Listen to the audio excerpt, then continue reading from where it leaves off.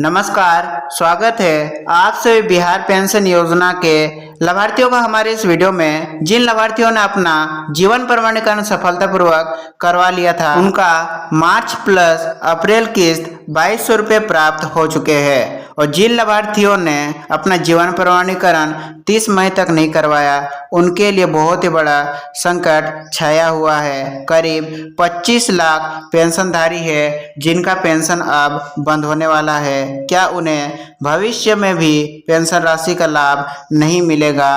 क्या कंप्लीटली सूची से उनका नाम हटाया गया है या कुछ दिनों के लिए नाम को हटाया गया है? क्या करना होगा ताकि आपका पेंशन दोबारा चालू हो सके?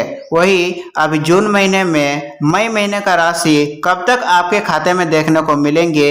ई लाभार्थी पोर्टल से जुड़ी कुछ अपडेट्स है, सभी अपडेट्स को आज की इस वीडियो में हम देखने वाले हैं। अगर आप बिहार के वृद्धा पेंशन, विधवा पेंशन या दिव्यांग पेंशन का लाभार्थी है तो आज का ये वीडियो आपके लिए बहुत महत्वपूर्ण है, क्योंकि इस वीडियो में हम आप सभी को बताएंगे कि 30 मई की जीवन प्रमाणीकरण डेडलाइन के बाद अब क्या होगा। जिन लोगों का जीवन प्रमाणीकरण नहीं हुआ है उनका पेंशन बंद होगा या नहीं होगा? ई लाभार्थी पोर्टल पर अपडेट क्यों नहीं दिख रहा? वही मार्च और अप्रैल की पेंशन देरी से क्यों आई? और सबसे बड़ा सवाल तो यह है कि मई महीने की 1100 की पेंशन कब तक आपके खाते में देखने को मिल सकती है? तो वीडियो को अंत तक जरूर देखिए, क्योंकि आज हम बिहार पेंशन से जुड़ी हर वो महत्वपूर्ण जानकारी विस्तार से समझाएंगे जो आप सभी को जानना बेहद जरूरी है।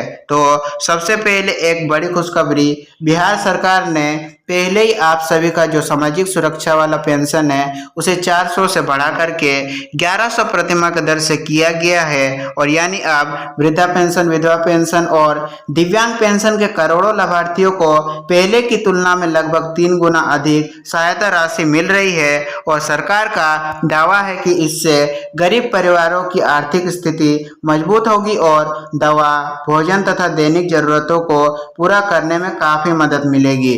लेकिन इसी बीच लाखों लाभार्थियों के सामने एक नई समस्या भी खड़ी हो गई है, वो ये है कि जीवन प्रमाणीकरण। सरकार ने सभी पेंशन धारकों के लिए 30 मई 2026 तक जीवन प्रमाण पत्र जमा करने का आदेश दिया था। इसे अनिवार्य भी किया गया था और इसका उद्देश्य यह सुनिश्चित करना था कि पेंशन केवल जीवित लाभार्थी को पात्र लाभार्थी तक पहुंचे, कोई अपात्र लाभार्थी इस योजना का लाभ ना ले पाए। सरकारी आंकड़ों के अनुसार लगभग 1 करोड़ 19 लाख लाभार्थियों में से 90 लाख से अधिक लोगों ने अपना जीवन प्रमाणीकरण करवा लिया है, लेकिन अभी भी लाखों वृद्ध, विधवा और दिव्यांग लाभार्थी ऐसे हैं जिनका सत्यापन नहीं हो पाया है। जी हाँ, अब सबसे बड़ा सवाल है कि क्या जिनका जीवन प्रमाणीकरण नहीं हुआ है उनकी पेंशन हमेशा के लिए बंद हो जाएगी? तो दोस्तों, इसका जवाब है बिल्कुल नहीं।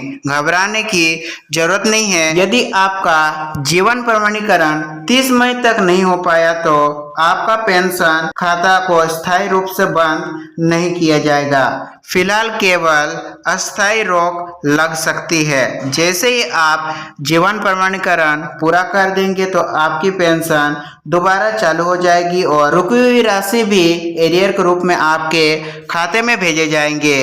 अब सवाल है कि प्रमाणीकरण आप किस प्रकार से करवा सकते हैं? पहला विकल्प यह है, आप पंचायत स्तर पर लगाए जा रहे विशेष शिविर में जाकर के अपना जीवन प्रमाणीकरण आसानी से करवा सकते हैं। दूसरा विकल्प है नज़दीकी सीएससी यानी कि कॉमन सर्विस सेंटर। और तीसरा विकल्प है इंडिया पोस्ट पेमेंट बैंक की डोर स्टेप सेवा।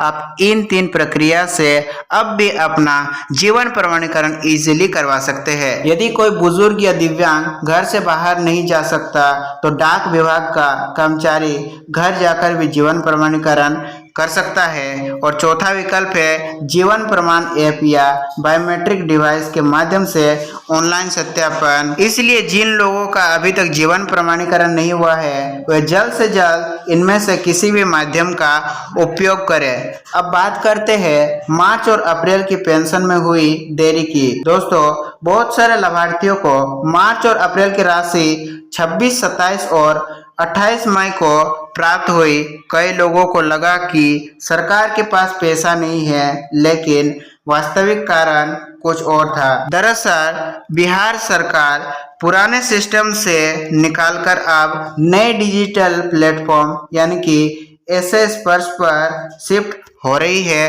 और नया सिस्टम केंद्र सरकार, राज्य सरकार, आरबीआई और पीएफएमएस को एक साथ जोड़ता है। और इस तकनीकी बदलाव के दौरान करोड़ों लाभार्थियों का डाटा नए सिस्टम में ट्रांसफर किया गया।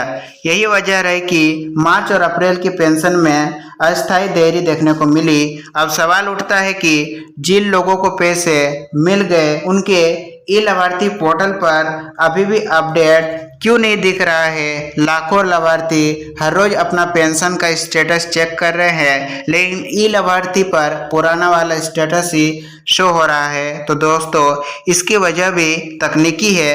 पैसा भेजने का काम ऐसे स्पष्ट सिस्टम कर रहा है, जबकि ई लाभार्थी केवल जानकारी दिखाने वाला पोर्टल है। दोनों सिस्टम के बीच डेटा सिंक्रोनाइजेशन में कुछ समय लग रहा है, यानी कि यदि आपके खाते में पैसा आ चुका है लेकिन पोर्टल पर स्थिति अपडेट नहीं हुई है तो चिंता करने की आवश्यकता नहीं है। बैंक खाते में प्राप्त राशि ही अंतिम और वास्तविक प्रमाण है। संभावना है कि जून के पहले या दूसरे सप्ताह तक ई लाभार्थी पोर्टल पर मार्च और अप्रैल के भुगतान की स्थिति अपडेट हो जाए। अब सबसे महत्वपूर्ण सवाल, मई महीने की 1100 रुपये पेंशन आपके खाते में कब तक देखने को मिलेगी। दोस्तों, वर्तमान स्थिति को देखते हुए सरकार को पहले नए सिस्टम को पूरी तरह स्थिर करना होगा।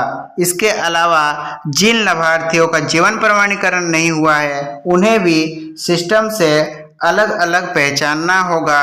इन सभी प्रक्रियाओं के बाद मई महीने की पेंशन जारी की जाएगी।